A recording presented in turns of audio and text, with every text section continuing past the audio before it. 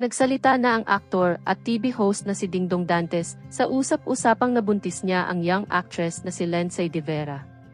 4 years ago noong pumutok nga ang balitang ito at noong mga panahong ito ay magkatrabaho ang dalawa sa isang teleserye na alias Robin Hood na binibidahan ni Dingdong Dantes. Isa sa kanyang co-star si Lendsay de Vera at dito na nga nagsimula ang isyong naanakan ni Dingdong ang actress. Agad naman itong itinanggi ni Lendsay sa isang interview at sinabing nakapag-cast pa siya noon sa Victor Magtanggol at walang kahit anong baby bomb ang napapansin ng mga tao sa kanyang paligid at tinuturing niyang kuya ang aktor at nirerespeto ang asawa nito na si Maria Rivera. Tahimik lang ang asawa ni Dingdong na si Marian Rivera at hinahayaang si Dingdong ang magsalita tungkol dito.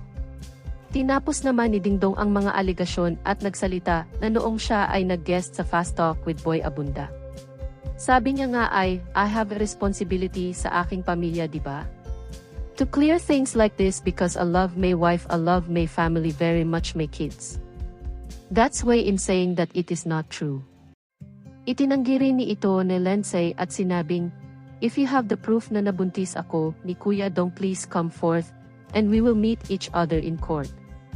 Talagang matapang ang dalawa at pinapatunayan na walang namagitan na nangyari sa kanila.